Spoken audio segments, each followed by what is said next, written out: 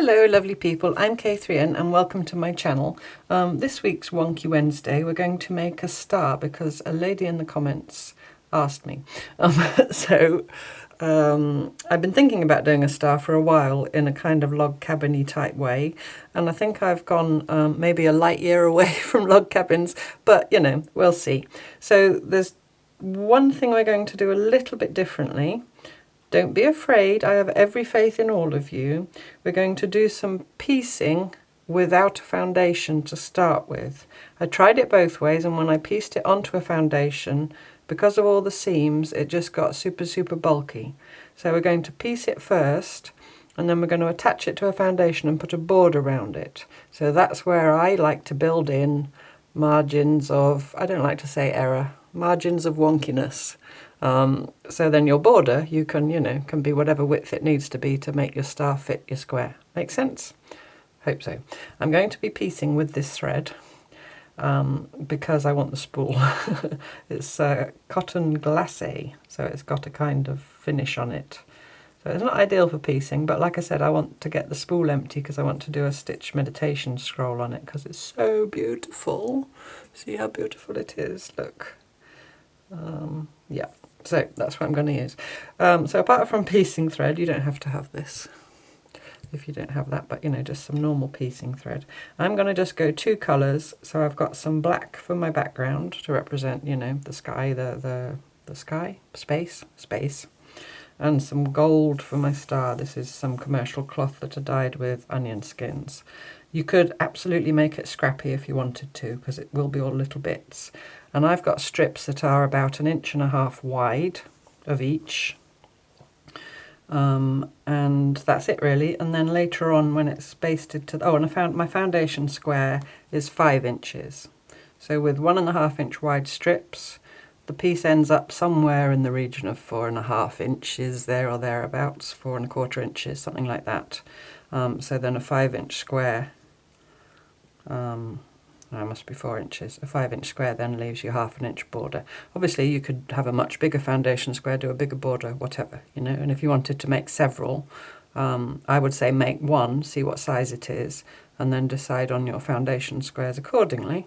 And then you don't have to worry about, your seams being accurate and all that. So we're still wonky, although we're piecing. So I've done some pre-work, homework, whatever.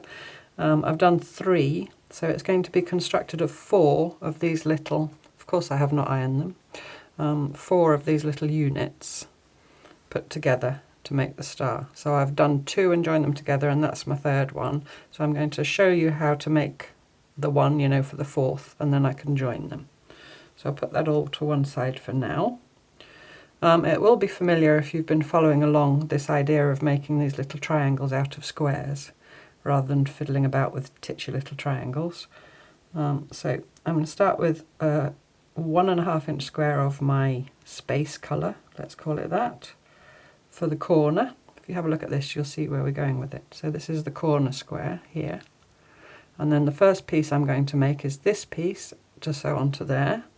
And that's constructed in, we did it with the roof last week. We did it with when we did the hearts, So I'm going to lay this right side up, and then I'm going to get some of my black, my space colour, and lay it right side down. I haven't trimmed anything to size yet. And lay it right side down over one end of my strip. And then just using the strip, width of the strip as a guide, I'm just going to cut that off. Now all the diagonals, I know some of you had got a bit confused with which way the diagonals had to go in the heart, especially I think when they were going one way and then the other. All the diagonals in this go bottom right, top left. So just keep saying to yourself bottom right to top left. Actually, I'll tell you what I'm going to do. I'm going to get a longer strip so it's very clear which is the top and which is the bottom. So you see I've got my strip coming towards me. So this is the top of my strip. Right sides together with my square of space, and now I'm going to stitch from bottom right to top left. If you want to put a pin or draw a line or something like that, you go for it. I'm just going to eyeball it because I don't mind if it's super wonky. I'm just going to do a normal running stitch. I've got a knot in my slightly strange thread that I want to use up. I'm going to just stitch myself all the way up to that opposite corner, bottom right to top left. And I'm nearly there because it's only little. I'm just going to finish with the back stitch. Oops. Snip it off. Knot it ready for the next time. And then I'm going to cut myself a seam allowance. Now, again, I'm cutting bottom right, top left. So just keep saying bottom right to top left. Don't cut on your stitching. I said it before. I only keep saying it because I've done it more times than I care to admit. Those go in the scraps. Press that up. Now, there's quite a lot of seams in this little piece. I don't worry about where they go. You know, they go where they're happiest as far as I'm concerned. I'm going to do some slow stitching over it afterwards. And you see I've got this weird bit sticking out here at the end. I'm just going to trim that off level with the edge of this piece of black here. Now, so lay it back down. So your diagonal line's going bottom right to top left. Flip it over, right sides together with the square. If it's handier for you at this point, easier, less fiddly to now trim this level with that black square, you could just trim it there. Otherwise you can stitch it first and then trim it. And I'm stitching, you know, in the region of 1/4 of an inch, but I'm not going to stress about it. I'm just going to join those two bits together. And you could hold it whichever way up you wanted, but I like to lay it down, flip it so it's correct. I don't like getting knots in my thread. And then pick it up and stitch it, you know, so I don't turn it round or flip it over or anything. It's just how I keep things in order. I'm just stitching through that seam allowance. I don't mind. It'll all be fine. And a little back stitch to finish. Snip with the snippy fiskers with the dingle dangle. And I'm going to turn it over and then just using the guideline of the edge of that little square of black, trim that off to match. Open it up. And then the seam, it's handiest and it kind of wants to go that way if it goes towards the piece of cloth that doesn't have any other seams in it, because that just generally is flatter. So, you know, I said I don't care which way the seams go. Sometimes I do, but it kind of wants to go that way anyway. Of course, if you want to iron every seam, you go for it. I just don't want to. I don't want to, and you can't make me. There we go. Just trimmed off another bit. So that's the beginning of it. So now you lay your strip along this side, your star-coloured strip, right side up, and then you get another bit of black. Here's a bit. And you lay it right side down over there. If you want to make it square already, then you can. Otherwise you can just trim it afterwards. And again, you're stitching bottom right to top left. You see how I've got my strip oriented in the position that it has to go in. Did not put a knot in my thread. Right. So again, if you want to pin and draw lines, I don't have to keep saying that, do I? You can do that if you want to. You do you. I'm sure you do a much better job than I do. And it's not, I can't even say I'm only this slapdash when I'm doing videos, because I'm always this slapdash. That's just the way I roll. I did many years of super accurate quilting. And I enjoyed it. I've said it before, I think. But now, I just like to be wonky. So, now, a few of you have said as well that what you've then done is gone and cut there. I can imagine it's very tempting, you know, to cut all this off. Don't do that, because you need this bit. You have to cut the corner of the square, not where you've got this long strip. And that's maybe why it's a good idea as well not to trim your strip in advance, because then it's clear. Don't cut off your strip, cut the corner. Now it's hard for you to see. I'll turn it over so you can see my black. See my very wonky line there. So the small corner, not where your strip's coming, leaving yourself, you know, somewhere in the region of 1/4 inch. Put that in the scraps, put it back the right way up, press it over with my fingers. You see there where my seam's bent? It just means that I've got some fold here. Do you see? But it doesn't matter. By the time I've slow stitched over it, it doesn't matter. How many times can I say it doesn't matter in one video? But it really doesn't. So now I need to join this to this. So I've laid it in place, flip that over, right sides together. Just match it here and here. Don't think I knotted my thread again.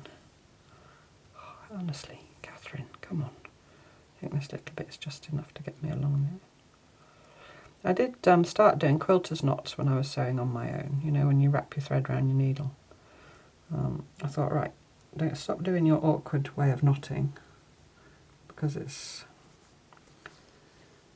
not really the proper way. There are many ways. Get in the habit of doing a quilter's knot, but I just couldn't.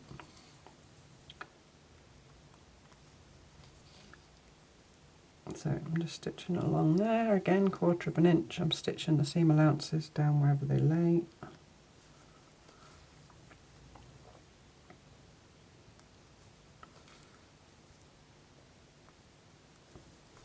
This bit of thread is just enough, I think.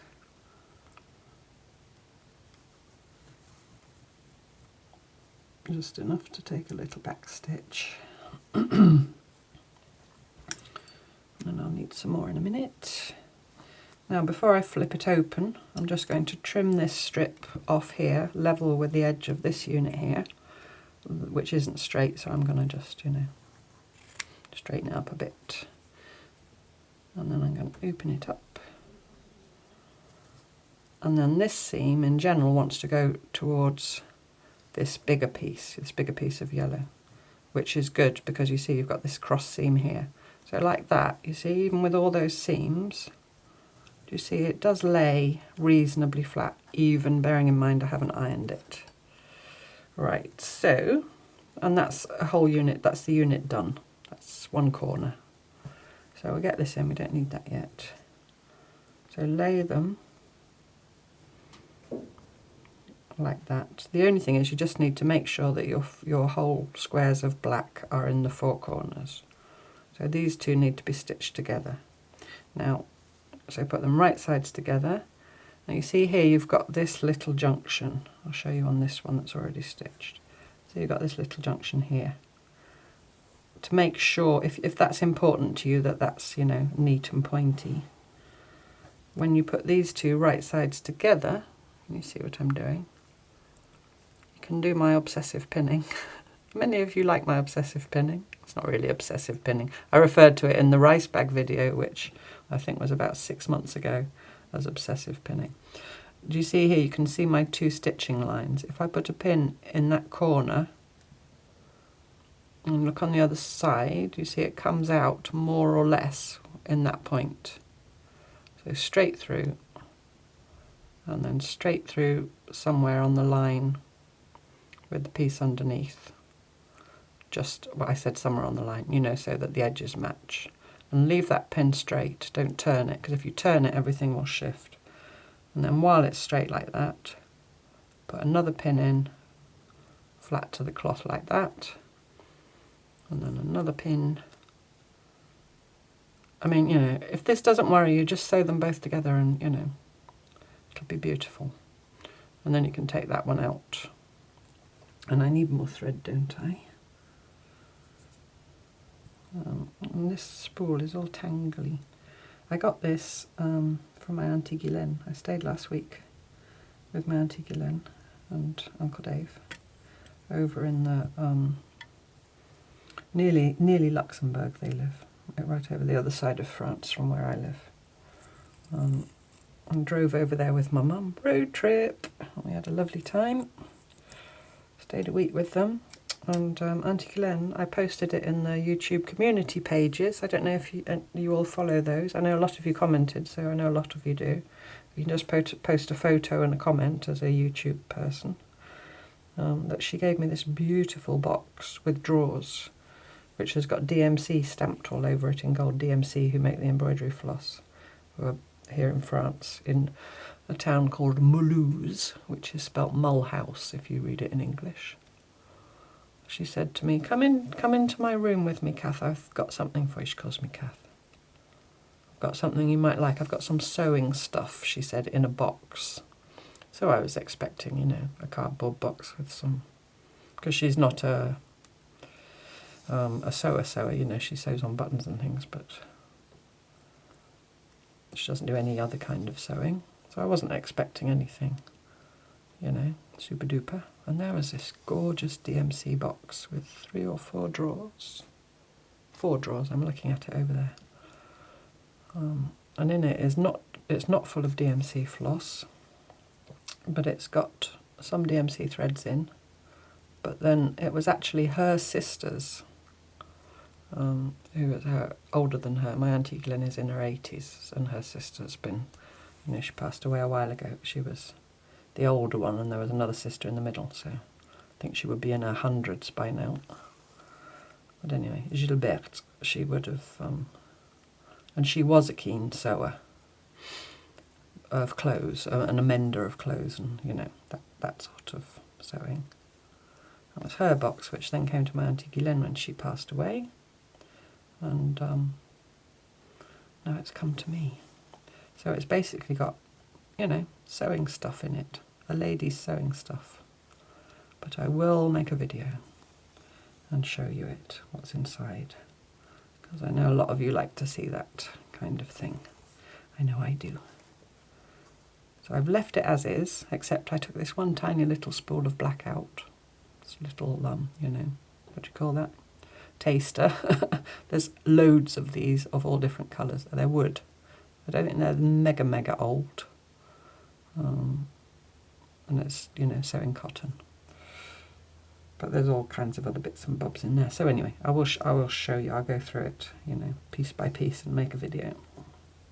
Right, so I've sewn those 2 together. And these were not in it because the drawers are very shallow.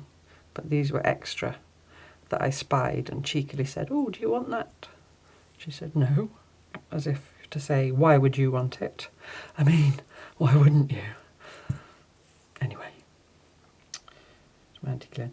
She's not actually my auntie, you know, by blood.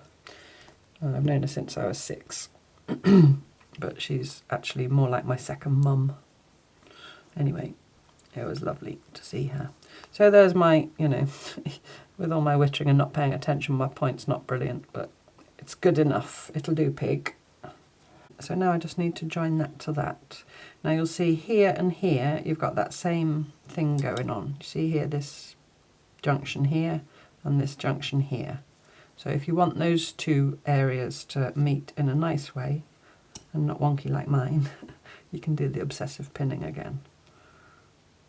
So I've just put them right sides together, so I'm just going to go through where those 2 stitching lines meet on the yellow with my straight pin, and then make sure my raw edges match as best they can because they're not straight, like so.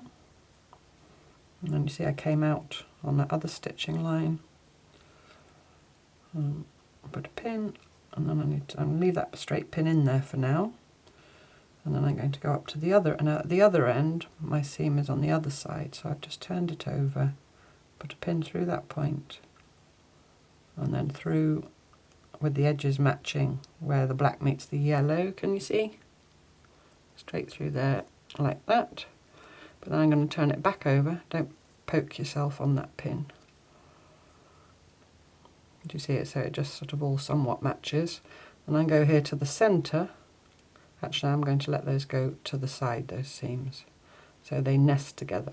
If you have watched the rice bag video and you remember 6 months ago, which I made from a 4-patch with seams, you'll remember about if you have one seam allowance going one way and one going the other, do you see, you can make them nest in the middle, just butt up against each other. And then when they're nested, I've got them pinched there between my thumb and finger. And then I'll pin them like that. And I need to get another pin in this end. Make sure that pin's straight. That pin being straight makes sure those 2 points match. The pin's tilted, you know, one way or the other, they won't. Right, that's enough pinning. Get the straight pins out. It's good enough. And then I'm just going to stitch a 1/4 inch seam all the way along to the other side. So I hope those of you who have seen Monday's video, if you're watching, you know, in the current week, that was Monday the, trying to think of what date was Monday. I think it was the 17th, something like that. No, it wasn't. No, the 17th was solstice week. 24th, maybe, of June, 2024. Anyway, there was a hexagon quilt as you go, which I saw Rita Summers, who has a channel called Gone Rustic, make these with her. She's also an eco printer, and I wanted to make these hexagon quilt as you go pieces. And I'd also seen Jerry Bellini's Dot Project, which is taking YouTube by storm, quite rightly, because it's lovely. So anyway, so that was last Monday's video, if you haven't seen it yet. If you have, you'll know what I'm talking about. I'm just going through the seam allowance. It's a bit thick, but anyway, sorry. I was inspired to make more of those hexy things, hexy units, so I made 7 more, and I've made something with them, which I will share with you, because I was quite pleased with how it turned out. So that will be an extra video, because that doesn't fit the Wednesdays or the Mondays. So look out for that coming soon. I could, if I had time, I think, make a video every day, but I just don't have the time. Anyway, there we go. So that's all sewn together. Now this now could do with a good press. Even I, who try and avoid ironing at all costs, have to confess that that would not say no to a press. But there you see, we've got a star. And the log cabin, if you even mind, was in that we went, you know, we did a short and a long round a square. So it gives this kind of, if I hold it up, kind of a woven effect, because this strip looks like it's going under this and coming out the other side. It's an illusion, of course. And this strip looks like it's going under this and coming out the other, and so on. So I think it's really pretty. I hope you like it. I hope you think it's worthy of the effort to piece in mid-air if you're not a hand piecer. So now I'm going to get this in. You know, I said it could do with an iron. Doesn't mean I'm going to go and do it. Oh, no. I'm just going to lay it on there somewhat centrally on my foundation. You see I've got about ½ an inch showing around the edge of my foundation. It doesn't really matter how much is showing. You can, you know, make and then just lay it on and cut your strips accordingly. You don't have to put it central if you don't want to. If you want it off to one side, or, you know, or in a rectangle, or put that as a centre block and put other blocks. It's just a block, you know. These are now just units to use in whatever way, shape or form you want. You're just creating a little pieced piece, so to speak. So I'm just going to pin it down like so. And I think what I'm now going to do with my DMC cotton, because it's a bit finer than you know, this, although I'm desperate to use that up, as I said, I'm going to do some invisible baste on the black all around the edge of the star, just to flatten it out. You could do a running stitch, or, you know, if you ironed it, maybe it wouldn't be necessary. Oh, sorry, did I make you wobble? Apologies if I did. I'm going to invisible baste. I'd rather invisible baste than iron, even if it takes longer. So I've just got a knot in my thread. I'll just start anywhere. So I'm just going to go off the very edge of the gold and kind of push it out with my thumbs as I go, like that, so it's laying nice and flat. I'm going to go about 1/8 of an inch away from the edge of the gold, come up, and then the invisible baste, if you haven't seen it, you still won't be able to because it's invisible. But anyway, it's a tiny stitch backwards on the front, like literally 2 or 3 threads of the cloth back, and then you go forward on the back. That's about a good 1/2 inch, I suppose, and come up. So a tiny back stitch on the front and a bigger stitch on the back.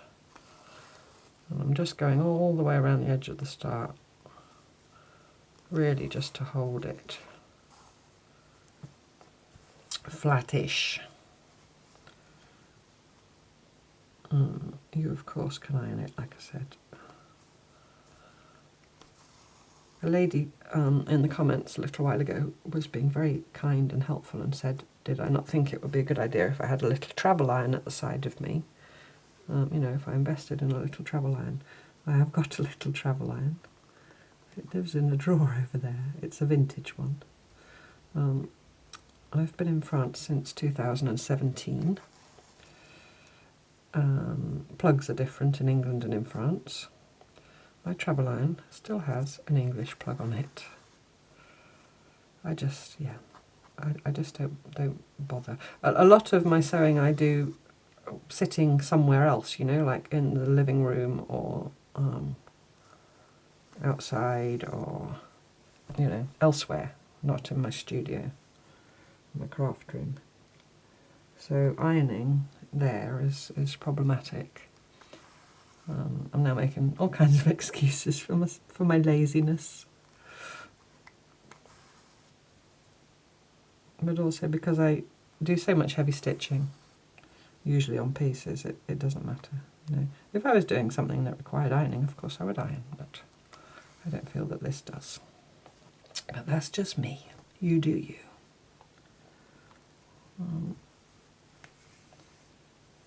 So I'm not even really minding if it shifts on the background, but I'm going round the star rather than round the edge, because in a minute I'm going to sew some strips around the edge to frame it, so that will hold the edges down. It's really just a means of holding it still. If you'd ironed it, I keep saying it, don't I? If you'd ironed it, probably wouldn't be necessary. I'll show you on the back, do you see? So on the back you see the longer stitch on the back and the little gap, which is where there's the short stitch on the front.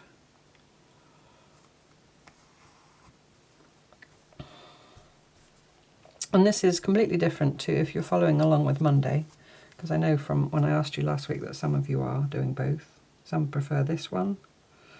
I guess there's some Monday people that don't watch this one, so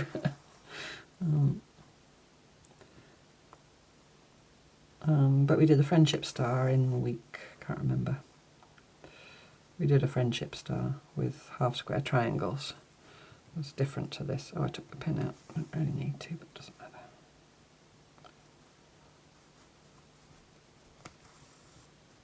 And in next Monday's video, which will be, I think we're week 27.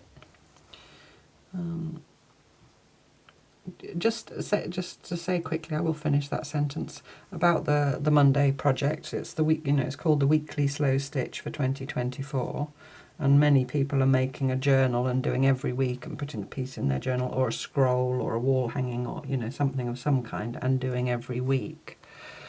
I have tried to design it in such a way, or you know, come up with it in such a way that, yes, of course, that's what I'm doing, the weekly thing. I sort of have to show you all. But you can just dip in and out, you know, if there's, and I started, after a few weeks, I started putting on the title screen what I was making that week. Thinking then that people could say, oh, I don't want to commit to an every week thing.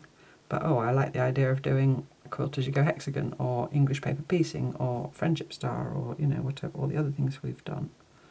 So I guess I'm saying, you know, even if you think, oh, it's past halfway the year and I wasn't there from the beginning and there's no point and all that, you know, do just keep an eye and maybe something pops up there that you fancy.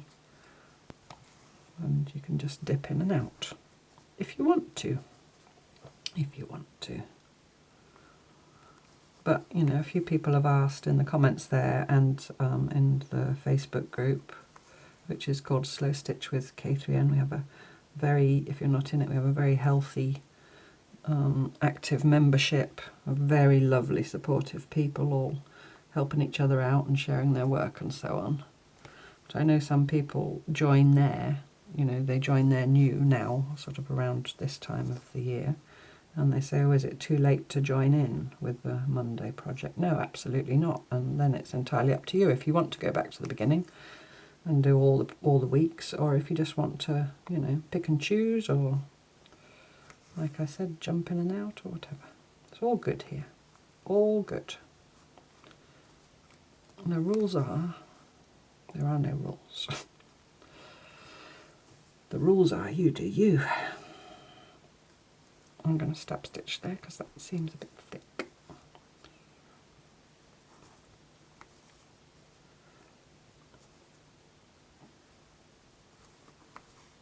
I'm just going to flip it over again because I can't see my stitching as possible. I'm going round and round. Oh no, I'm not there yet. I'm going round and round forever.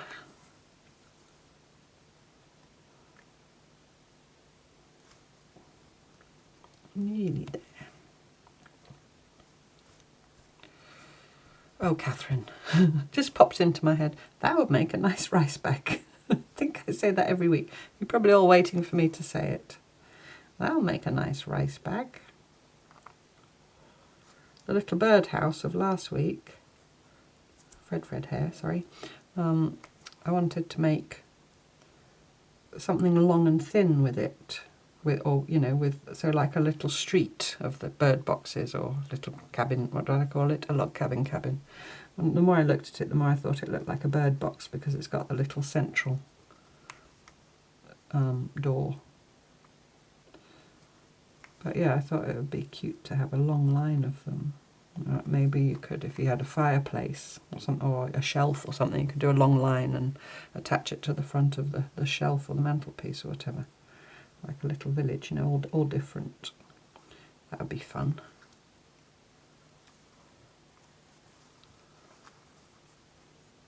And this invisible basting, when you're going 1/8 of an inch away, you're going through the seam allowances, it really squishes them all down. It's something I like to do a lot when I'm piecing. Sometimes I do it not to a foundation, you know, I just baste all the seams down. And just everything I can do when I join cloth, whether it's by collage or piecing, you know, or whatever, or weaving or whatever method, to then make all the cloth go together as if it's one cloth.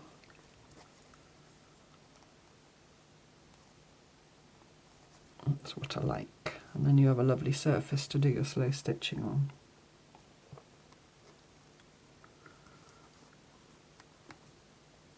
Because that's all we're doing here really, we're just creating little cloths of different kinds.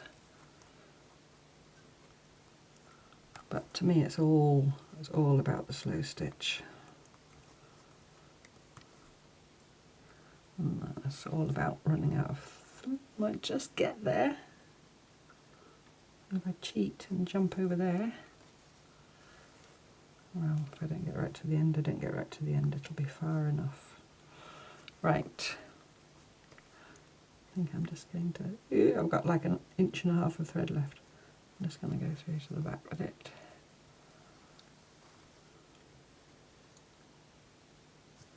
I've got enough just to weave it into the backing. There we go, that'll do, big. Okay, so there's my little star, my wonky star. my woven star. It really does look woven.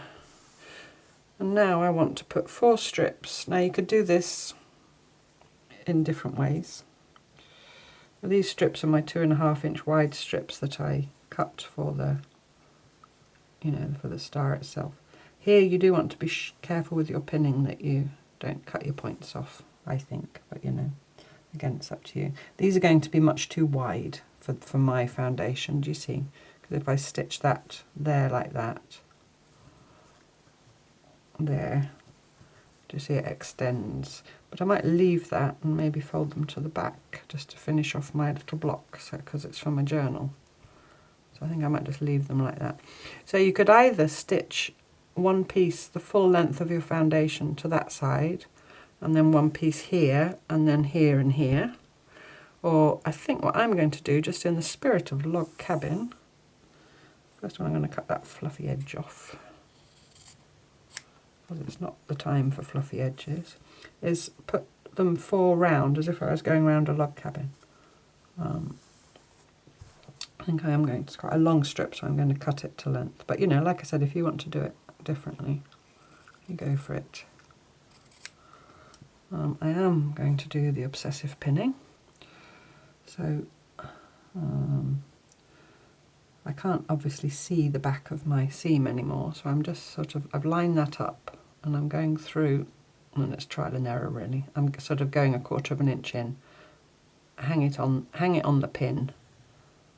I'm somewhere in the right place, and then I'm going to put my pin right in the point of that star. Do you see? Do you see?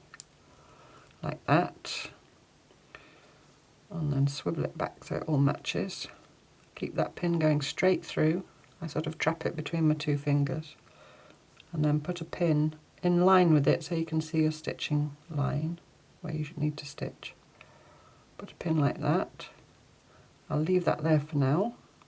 And I'll go and do the other one. So I sort of just see vaguely where I want to be, which is about, if you just look and peep, you get the right spot.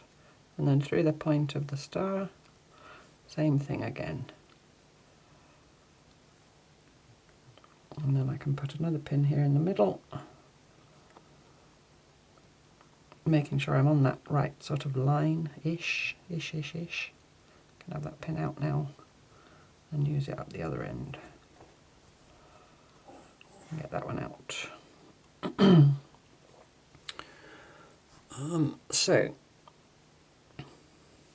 I'm going to stitch that on there, and then I'm going to, in the log cabin way, stitch on the other 3, and then I'll come back because I do want to leave enough time to do a little bit of slow stitching on it with you. So I'll go away and stitch all those 4 sides on, and then I'll be back again.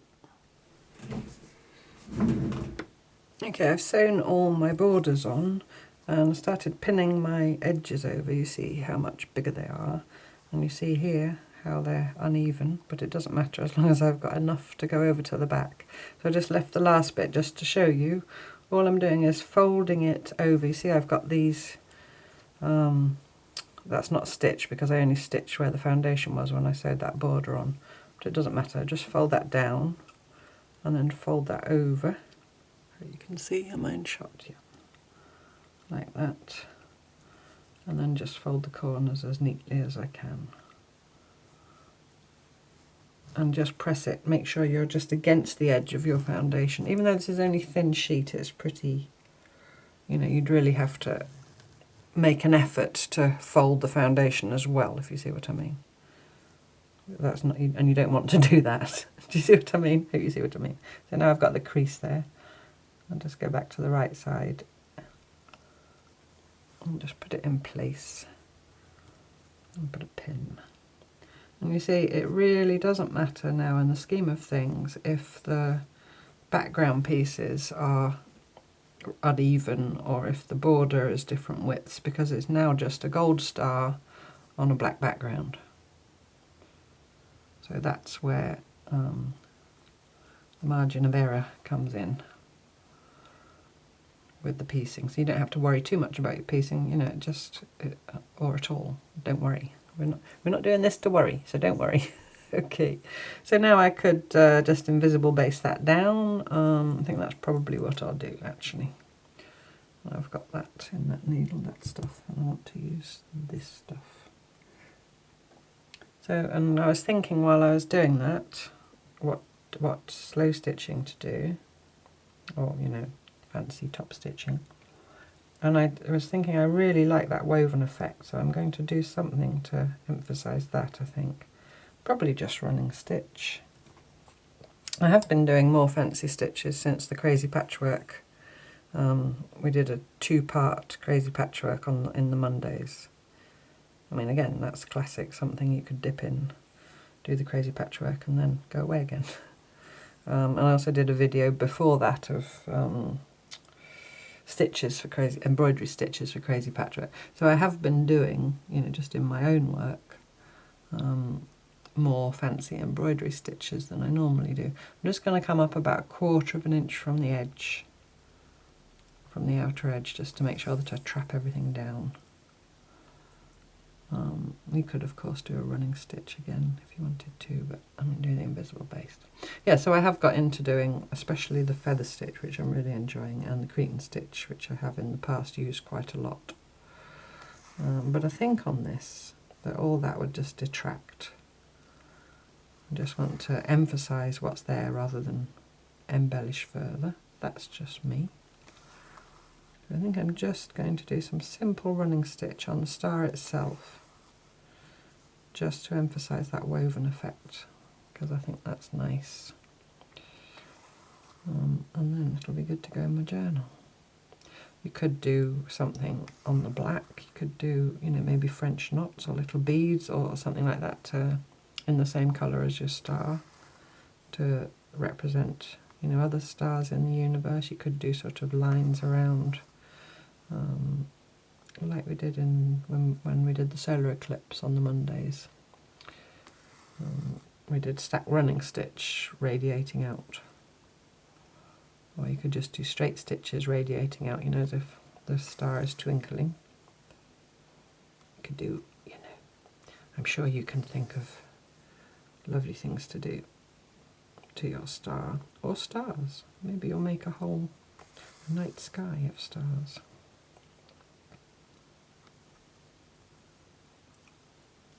But I am going to go simple. I've got 2 shades of gold there. I've got one that's kind of an old gold, and that's the last of it that I've got. I got it from, there's a vintage a crafty shop in the town where I stay when I visit my friend in England, and it's all second-hand craft materials. And she has not DMC usually, but embroidery flosses.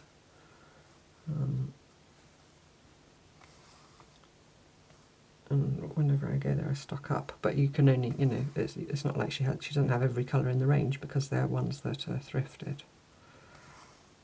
But I got this one precious skein of that old gold, which I just think is a beautiful colour. I'll show you in a minute if it's out of shot, once I get round my edge here.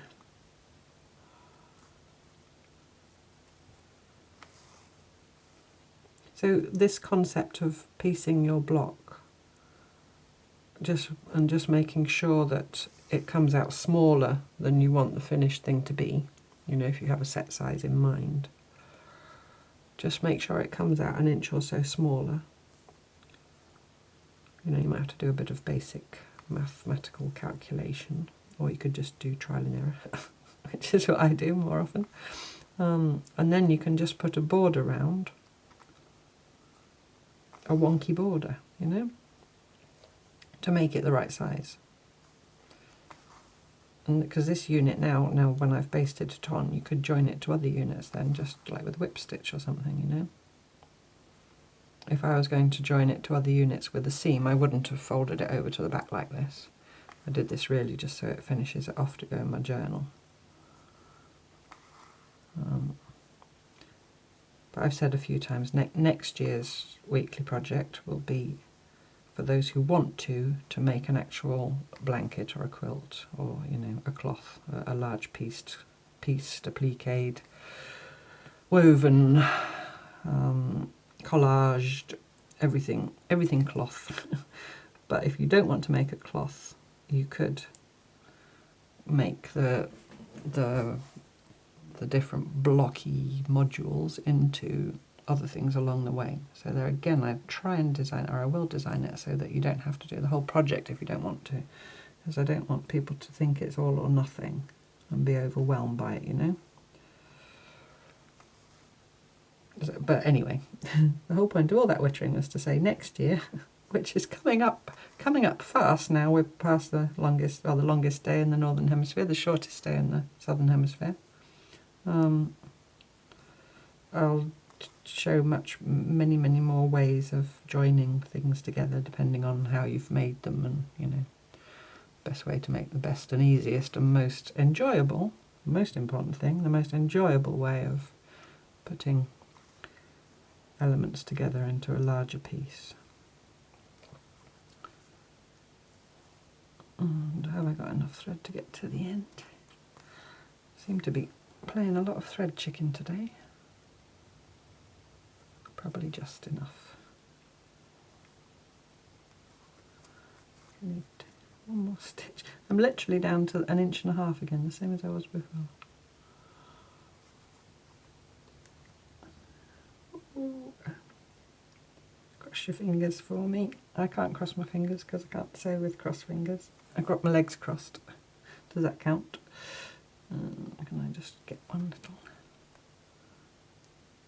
Maybe even two. Sometimes when that happens, what I'll do is, you know, if the needle comes off and you haven't finished off or whatever, I'll get a bigger-eyed needle, thread it through where I want it to go, then put the thread in it and pull it through. I'm sure you know that trick, but I just thought I'd say it in case some of you don't.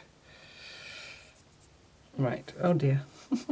I missed that edge, look, because where I was skimpy I missed it. Oh, never mind. Do you know what I'll do? I'll use that edge to sew it into my journal, and then that will get sewn down then. Right, so what I thought I'd do for my top stitching, my fancy stitching, here's my precious bit of, look, lovely old gold. I think there was some in the aughts as well, because I have been using it. There's some, look. Is it long enough? No, it's a tiny bit. Oh, there's a bit. I've been heavily stitching on a piece that is going to be for a little bag. It'll be the drawstring bag with the cloth twine bottom. There's videos in the tutorial playlist. So I won't do another video about it, but I will show you it. But I've been going through the aughts, using up all the colours. It's mostly blue, my bag outer that I'm stitching on. Mostly blues, indigos. But I like to stitch on it with all the different colours. Just gives it life then somehow, I think. Right, let's have another needle, excuse my arm.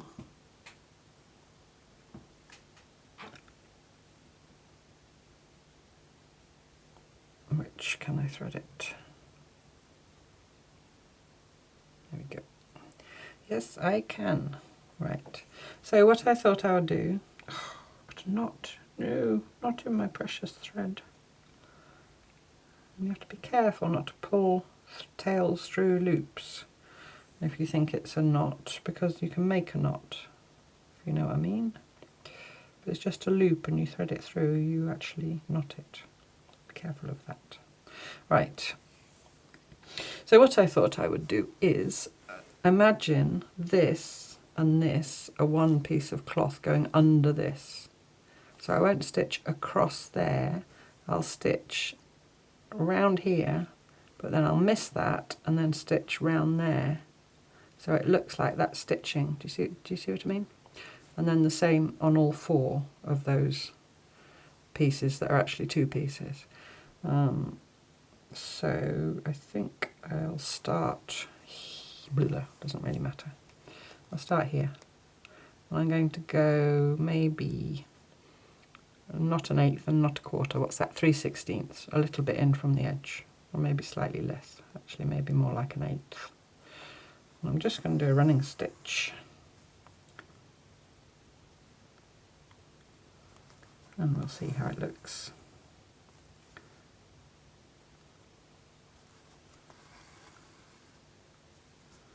And again, I like, when I'm stitching, I like to play with the tension. You know, the perceived wisdom is that you shouldn't pucker your cloth, but I like to pucker it a little bit on purpose, just because I like the look of it and the texture.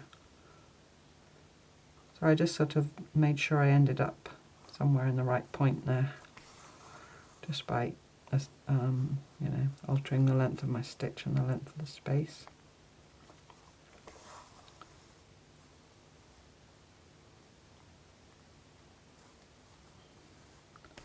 So when I get to the end of here, I'm going to shoot straight down through to the back, and then I'm going to turn and come along here. So basically, the only rule is I'm not crossing any seam lines with my stitching.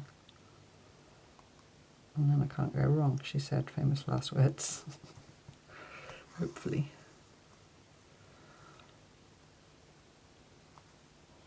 And again, this decorative stitching is also serving to baste all those seam allowances down. And flattening it, I can't say it, making it all flat. Flattening it.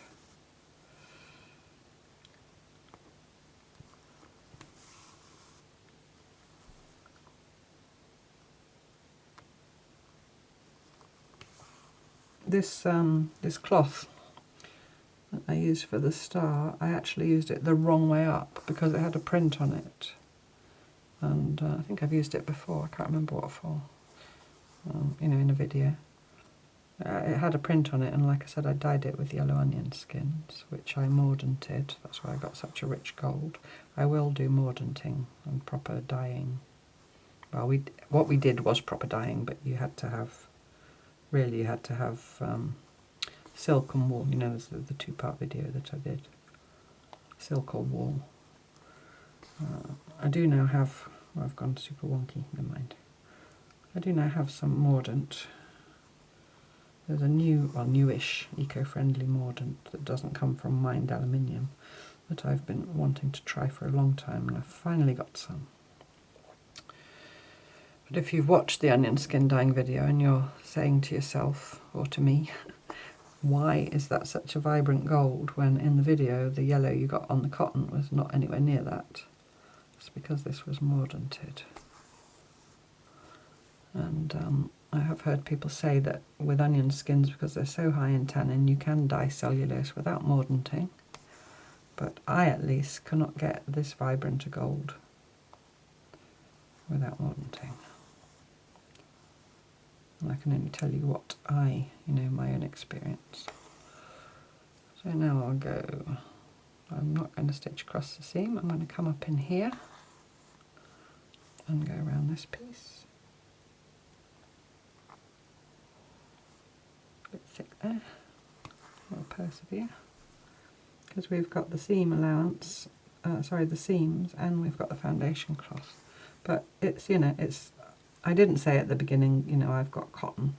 I've just got normal sort of quilting weight cotton. I don't think this was quilting cotton. I think it was a piece of clothing. It was a skirt actually, but it's a similar weight. I should have said. But when you're piecing, if you choose thicker cloths, then obviously you're going to have really bulky seams. And if that's not a problem for you, then that's fine. But I like to use fine cotton, you know, sort of quilting weight cotton or shirt cotton, you know, like a cotton shirt material. Because of the seams, you just need to bear that in mind. I'm liking how this is looking. It's just simple. It's almost like twinkling as well, because it's virtually the same colour as the cloth, but it's got a little shine to it.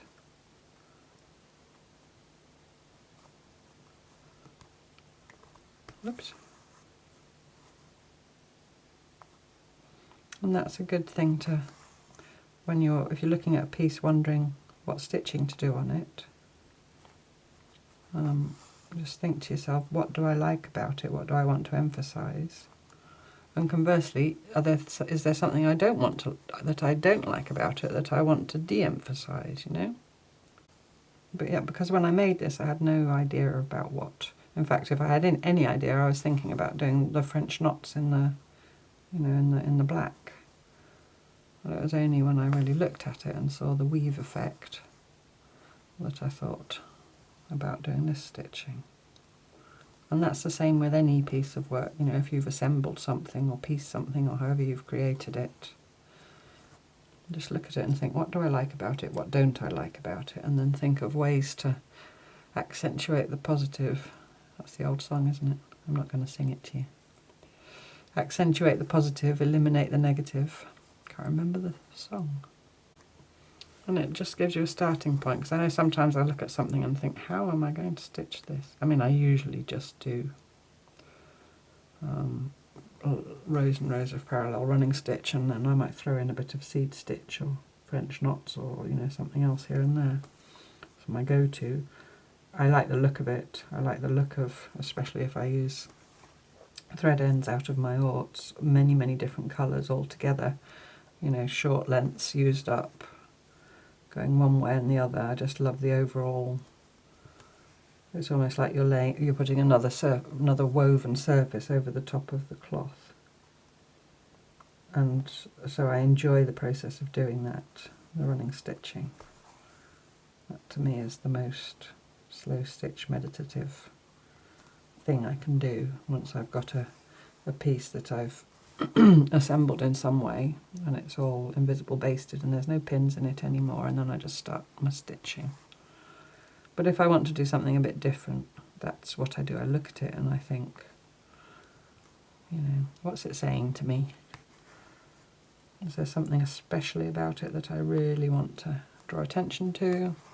Like I said, you know, even things that you don't like, you might, or you like less, you might manage to find a way to tone it down.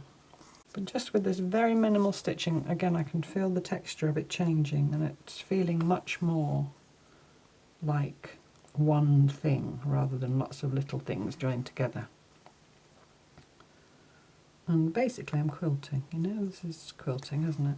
We're piecing, we're quilting, but we're not doing that quilting that some people have never done and are a little bit intimidated by, which says you have to be super accurate and all your points have to match, and, you know, your seam allowances have to be exact and all that.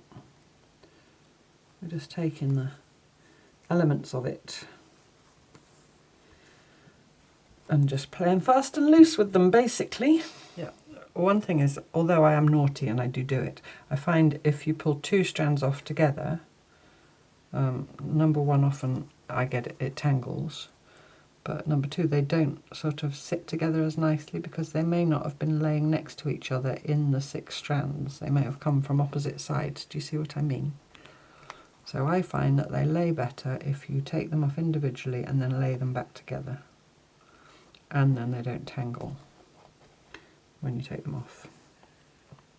So that's why I do that as a rule. I know some people just take them off and get away with it and it's fine.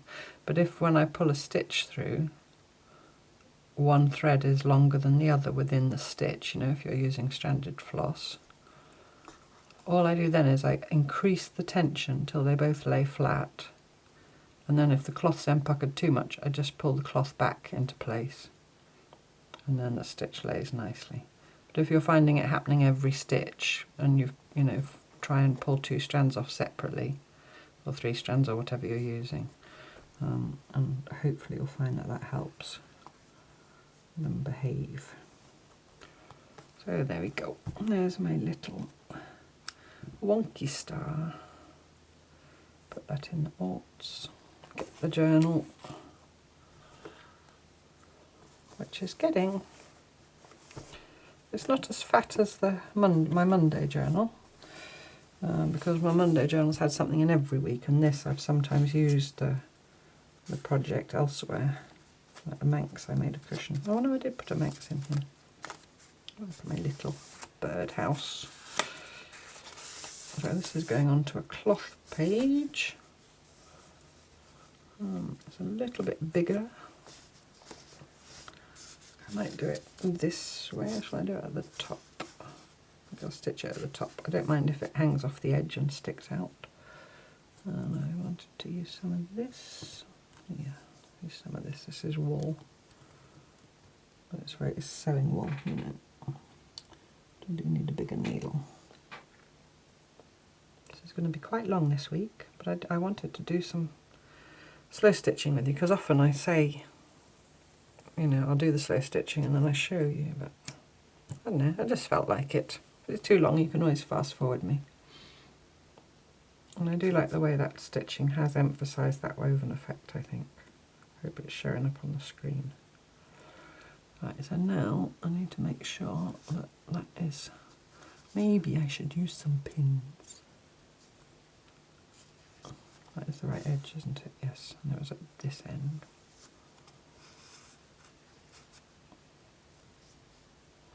Just because there's 3 things that needed to be in place.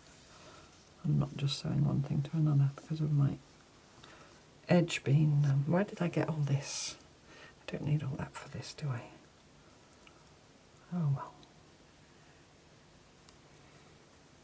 I'm going to go a bit closer to the edge, about a 1/4 of an inch away, just because I want to make sure that I trap that down. I mean, it'll be trapped down because it's against the page, but...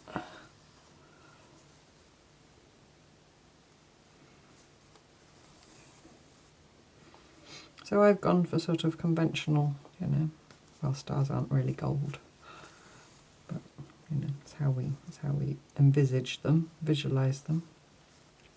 I guess you could do silver or whatever if you wanted to be.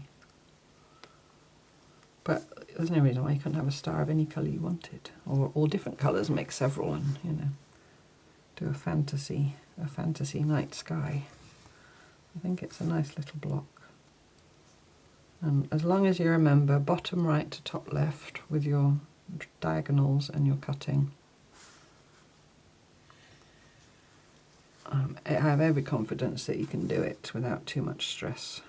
Well, hopefully without any stress, otherwise what's the point? We're not doing this to stress ourselves out, we're doing it to relax and enjoy ourselves.